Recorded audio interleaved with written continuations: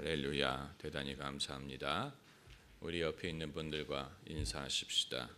할렐루야, 반갑습니다.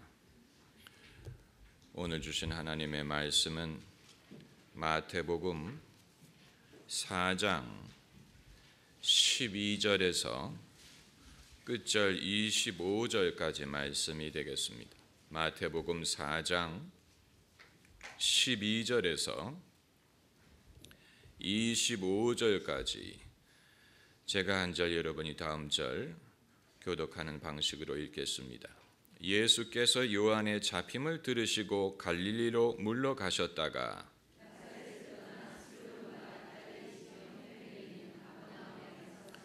이는 선지자 이사야로 하신 말씀을 이루려 하심이라 일렀으되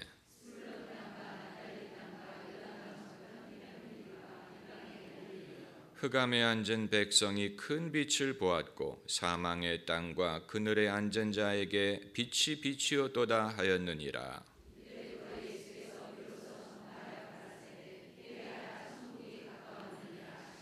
갈릴리 해변에 다니시다가 두 형제 곧 베드로라 하는 시몬과 그 형제 안드레가 바다에 금을 던지는 것을 보시니 저희는 어부라.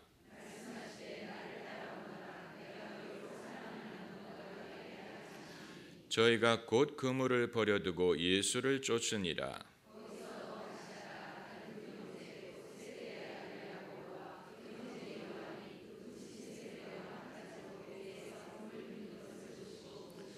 저희가 곧 배와 부친을 버려두고 예수를 쫓으니라.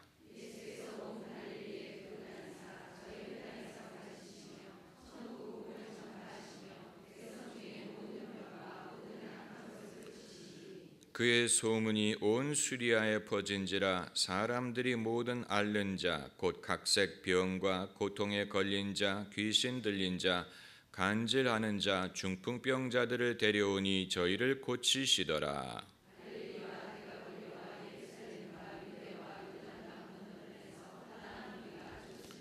아멘. 예수님의 공생의 사역은 석가모니와 분명하게 대비되는 면이 있습니다. 석가모니는 공생애를 가진 게 아니고 출가를 한 것이지요. 자신의 번민을 해결하기 위하여 출가를 해서 오랫동안 구도를 하고 묵상을 했습니다. 그리고 득도를 했다고 주장을 하고 그때부터 중생들을 가르치기 시작했습니다. 반대로 예수님은 당신의 번민을 해결하기 위하여 시간을 보내셨다라는 기록이 전혀 없습니다. 예수님이 공생애를 시작하신 목적은 당신의 문제를 해결하기 위한 것이 아니었고 예수님은 공생애를 시작하시는 첫 순간부터 해답을 이미 갖고 계셨습니다. 이것이 계시와 종교의 차이점입니다. 종교는 사람이 뭔가 해답을 찾아가려는 노력입니다. 그것이 구도를 통해서든 기도를 통해서든 선행을 통해서든 묵상을 통해서든 결국은 자신의 문제를 해결하기 위하여 시작하는 것입니다. 반대로 계시는 사람이 주도권을 잡고 사람이 시작하는 게 아니고 계시는 하나님이 사람에게 당신의 해답을 주시는 것을 말합니다. 예수 그리스도는 하나님의 가장 위대한 계시요 궁극적인 계시. 구약 성경에도 하나님은 여러 가지 방법으로 당신을 계시하셨습니다. 율법을 통해서 하시고 선지자들을 통해서 하시고 역사적인 사건을 통하여 당신을 계시하셨지만 말세에 당신의 아들을 통하여 완전하게 당신을 계시하셨습니다. 그래서 예수님 말씀에 나를 본 자는 아버지를 보았느니라고 했습니다. 예수님의 말씀이 하나님의 말씀이요 예수님이 하신 일이 하나님의 일이요 예수님이 품으신 뜻이 하나님이 품은 뜻이에요. 그러므로 하나님이 우리의 영혼을 구원하기를 원하시느냐? 그걸 알려면 예수님을 보면 돼요. 예수님은 내가 내 목숨을 많은 사람의 대속물로 주기 위하여 왔다고 하셨어요. 인자가 온 것은 죄인을 구하려 왔다고 말씀하셨어요. 예수님의 뜻에 하나님의 뜻이 나타납니다.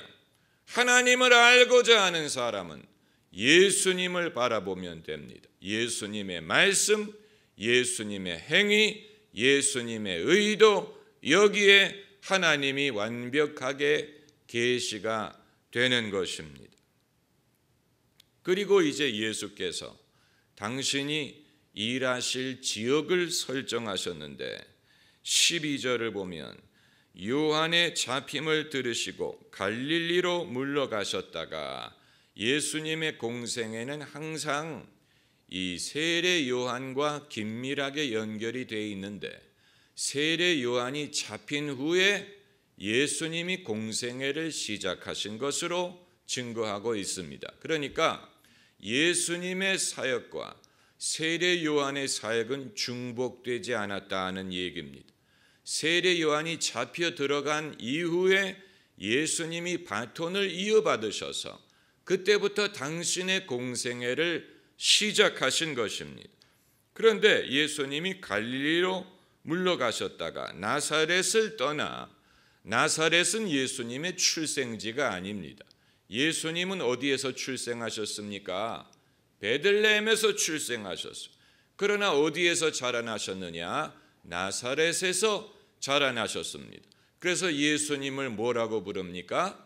나사렛 예수라고 부르는 것입니다. 나사렛을 떠나, 그러니까 예수님은 고향에서 사역을 하신 건 아니에요. 이후에 예수님이 고향에 돌아가셨을 때 사람들이 예수님을 믿으려고 하지 않고 저 사람이 어디에서 저런 지혜와 능력을 얻었느냐라면서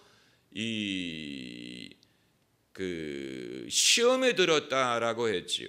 그래서 예수님 말씀이 선지자가 어디에서는 영광을 받지 못한다고 했습니까? 고향에서는 선지자가 영광을 받지 못한다. 그래서 예수님이 나사렛을 떠나 스불론과 납달리 지경 해변에 있는 가버나움에 가서 사시니 이 모든 지역이 다 갈릴리에 속해 있습니다. 어떤 사람들은 즐겨 말하기를 예수님이 갈릴리의 그 서민들을 대상으로 사역을 하셨다라고 말하기를 좋아하는데, 그러나 여러분 지도를 보면 갈릴리는 아주 큰 지역이고 큰 땅덩어리고 갈릴리 아니면 유대 아니면 사마리아밖에 없었습니다. 그것이 그 당시에 이스라엘의 영토고 그 이외의 지역은 이방인들 지역이었어요.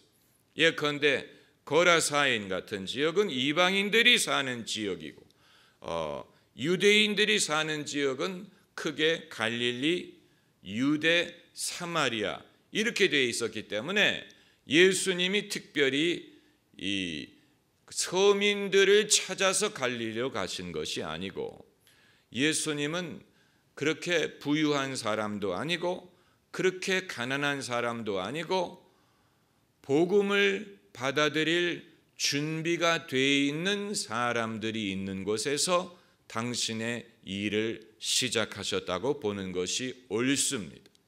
목회를 시작할 때, 교회를 개척할 때 하나님의 인도를 받아야 되는 것이 첫 번째지만 가장 중요한 것은 준비된 사람들이 있는 곳에서 교회를 시작하고 사역을 시작하는 것이 적중한다는 얘기, 당연한 것이죠. 수요와 공급의 원칙을 외면할 수 없습니다.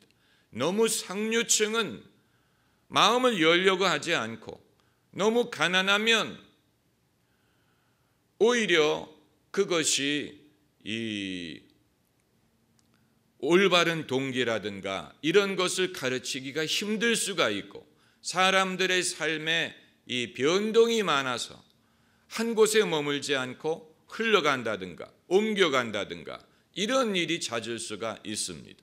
그렇기 때문에 이 사역을 시작할 때는 그 대상이 얼마만큼 준비가 돼 있고 복음을 받아들일 준비, 스폰지가 물을 받아들이는 것처럼 하나님의 은혜를 받을 준비가 돼 있는 사람들을 찾는 것이 중요합니다. 예수님은 공생애를 시작하신 첫 순간부터 사람들이 몰려들었어요. 여러 지역에서 사람들이 몰려들었고 큰 무리가 예수님을 따랐습니다. 예수님은 사람들을 모으는데 어려움을 경험하지 않았습니다. 그건 그만큼 사람들이 하나님을 기다리고 있었다는 얘기요. 하나님의 말씀을 들을 준비가 돼 있었다는 얘기요. 그리고 메시아를 기다리고 있었다는 증거가 되는 것입니다. 그래서 이제 예수님이 처음 전하신 메시지가 17절을 보면 이때부터 예수께서 비로소 전파하여 가라사대 회개하라 천국이 가까웠느니라 하시더라. 이 메시지는 누가 전하던 메시지와 동일합니까? 세례 요한도 이 메시지를 전했습니다. 예수님이 처음 전하신 메시지는 세례 요한이 전한 것과 같은 메시지를 이어받았는데 다만 차이점이 예수님은 말로만 전하지 않으시고 이적과 기사로 하나님의 나라가 임한 것을 증명하셨다라는 것입니다. 이것이 세례 요한과 큰 차이점이 세례 요한은 말로만 천국을 전했을 뿐인데 예수님은 말로만 전하지 않고 따르는 표적으로 정말로 천국이 가까웠다는 것을 증명하셨어요. 성경 말씀에 하나님 나라는 말에 있지 않고 어디에 있다고 했습니까? 능력에 있다고 했습니다. 하나님의 나라가 가까웠다는 것을 무엇으로 확신할 수 있느냐? 말씀뿐만이 아니고 하나님의 나라가 가까움으로써 사람들이 회개를 하고 귀신들이 떠나가고 사람들이 병이 낫고 어두움에 있는 사람들에게 빛이 비춰야 되는 것입니다. 이것이 말로만 전하는 종교와 하나님의 능력으로 확증하는 신앙의 차이점이 예수님이 이후에 귀신을 내쫓으신 후에 뭐라고 말씀하셨냐면 내가 성령의 능력으로 귀신을 쫓아내면 하나님의 나라가 이미 너희 가운데 임하였느니라. 당신의 이적과 하나님의 나라를 이런 식으로 연결해서 말씀하셨어요. 그러므로 하나님의 나라가 임한다는 것을 무엇으로 알 수 있느냐? 하나님 나라가 가까이 오면 귀신이 떠나가고 죄인들이 회개하고 잃어버린 영혼이 돌아오고 병자가 낫고 이러한 하나님이 우리의 삶에 개입하시는 증거를 통하여 하나님 나라가 가까운 것을 확인할 수가 있는 것입니다. 그러므로 예수님이 행하신 이 모든 이적과 기사는 그냥 기적인 것이 아니고 표적이란 말은 의미가 담긴 사건이란 뜻입니다. 그 사건 자체에 메시지가 담겨 있는 것입니다. 이것을 통하여 사람들이 깨닫는 것입니다. 아, 하나님이 우리를 찾아오셨구나. 하나님이 우리를 구원하셨구나. 하나님이 우리에게 긍휼을 베풀어 주셨구나. 하나님의 나라가 임하였구나 하는 것을 이러한 표적을 통하여 알 수가 있습니다. 우리도 그러므로 기도해야 됩니다. 하나님의 나라가 말로만 전파되는 것이 아니고 따르는 표적으로 확실히 증거되기를 기도해야 됩니다. 그리고 하나님은 들으실 것입니다. 왜냐하면 예수님도 그런 식으로 사역하셨기 때문에 우리가 그런 식으로 하나님의 나라를 전하는 것이 예수님의 제자가 되는 것이고 예수님을 따라가는 것이 되는 것입니다. 다시 말하면 예수님으로부터 제대로 배운 제자라면 그런 식으로 하나님 나라를 전하는 것이 정상이라는 얘기예요. 그리고 동시에 예수님은 제자들을 부르셨습니다. 18절을 보면 갈릴리 해변에 다니시다가 두 형제 곧 베드로라 하는 시몬과 그 형제 안드레가 바다에 그물 던지는 것을 보시니 저희는 어부라 말씀하시되 나를 따라오너라 내가 너희를 사람 낚는 어부가 되게 하리라. 또 21절에 거기서 더 가시다가 다른 두 형제 곧 세베대의 아들 야고보와 그 형제 요한이 그 붙인 세베대와 한 가지로 배에서 그물 깁는 것을 보시고 부르시니 저희가 곧 배와 붙인을 버려두고 예수를 쫓으니라. 그러니까 이 성도 교인들과는 별도로 제자들을 예수님이 부르셨다는 것입니다. 제자는 동역할 사역자요, 보조자요, 학생이 예수님이 이들을 가르치셔서 당신의 일을 하게 하시고 장차 당신의 교회를 세우게 하십니다. 그러므로 많은 사람을 제자화할수록 좋은 것이지만 전 교인을 대상으로 제자 훈련을 할 수는 없습니다. 왜냐하면 교인과 제자는 구별이 되기 때문에 예수님도 그렇게 하셨어요. 많은 무리가 따랐지만 그 중에서 예수님이 사람들을 당신의 제자로 불러서 같이 다니게 하시고 또 당신의 일을 하게 하신 것입니다. 그러니까 모든 사람이 제자가 될 수 있다면 좋지만 예수님의 경우에도 모든 사람이 다 제자가 된 건 그 중에는 그냥 따라다니는 사람도 있고 병 고침을 받고 돌아간 사람도 있고 여러 종류의 사람들이 있습니다. 2000년이 지난 지금 우리는 이미 예수 그리스도에 대해서 많이 익숙해졌기 때문에 이러한 성경 구절을 읽을 때 감동을 받지 못하는 사람들이 많을 것입니다. 이미 익숙하기 때문에 이런 이야기를 10,000번도 더 들었어. 익숙한 것이 우리에게는 오히려 독이 됩니다. 익숙하기 때문에 깨닫지를 못하는 것입니다. 의례 그러셨거니 이렇게 생각합니다. 예수님이니까 당연히 병자를 고치신 것이고 예수님이니까 당연히 이렇게 하신 것이다. 너무 익숙하게 받아들이고 이것이 얼마나 대단한 일이었을지 충분히 상상을 하지 못합니다.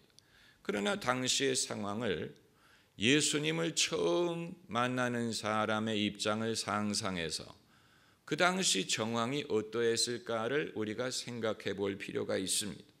예수님이 처음 등장하실 때 예수님은 일단 갓 30이 넘은 젊은이였어요. 청년이었어요.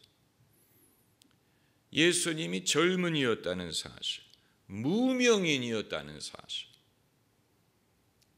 무명인 젊은이가 갈릴리에서 공생애를 시작하셨고 하나님의 나라를 가르치셨습니다. 하나님의 나라, 이것은 인간의 나라와 대비되는 것입니다. 인간의 나라와는 다른 것입니다. 예수께서 이 땅에 어떤 권력을 얻으려고 하지 않았고 당신을 중심으로 지지자들을 규합하려고 하신 것이 아닙니다. 예수님은 대중을 선동하려고 한 것이 아닙니다. 예수님이 대중을 선동하려고 한 것이 아니라는 증거가 어디에 있습니까? 예수님이 무엇을 가르쳤기 때문에? 회개를 가르쳤기 때문에. 요즘 세상을 바꾸겠다고 하는 사람들은 하나같이 누군가를 탓하려고 하지. 우리가 가난한 이유는 부자들 때문이다. 한반도가 통일하지 못하는 이유는 미국 때문이다. 중소기업이 뭐 힘든 이유는 대기업 때문이다. 뭐는 무엇 때문이다. 이런 식으로 세상을 바꾸겠다고 하는 사람들은 하나같이 누군가를 탓함으로 대중을 규합하고 대중의 분노와 그들의 감정을 북돋고 그것을 통하여 자기의 지지자를 확보하려고 합니다. 그런데 그것이 거짓에 기초했다는 것을 누가 제일 잘 아느냐? 선동자 자신이 알아요. 다만 순진한 대중만이 그것을 모르는 것뿐입니다. 그런데 예수께서는 그런 선동으로 하나님 나라가 이루어질 수 없다는 사실을 잘 알고 계셨습니다. 그래서 그 대신 무엇을 외치셨느냐? 회개를 외치신 것. 이것은 누구를 탓하는 게 아니에요. 누구 때문이다, 헤롯 때문이다, 로마 제국 때문이다, 로마 황제 때문이다, 세리들 때문이다, 이게 아니고 회개하라. 가장 큰 모순은 밖에 있는 게 아니고 내 안에 있어. 각 사람 안에 있습니다. 그것을 뭐라고 부릅니까? 죄라고 부르는 거예요. 죄. 이것은 도덕적인 문제요, 영적인 문제요, 각 사람이 자신의 죄에 대하여 책임을 져야 되는 문제. 예수님은 사람으로부터 귀신을 내쫓으실 수는 있지만 죄를 내쫓으실 수는 없어요. 죄는 각 사람이 회개를 해야만 해결할 수가 있는 것입니다. 할렐루야. 그래서 사람이 회개를 하지 않으면 귀신이 떠나간 다음에도 어떻게 합니까? 되돌아와. 사람이 회개를 하지 않으면 예수님이 귀신을 내쫓으신 후에도 다시 들어올 수 있고 더 흉악한 7 귀신을 데리고 들어올 수가 있습니다. 그러므로 귀신이 항복함으로 기뻐할 것이 아니고 우리 이름이 어디에 기록된 것으로 기뻐해야 됩니까? 하늘에 기록된 것으로 기뻐하라고 말씀하셨습니다.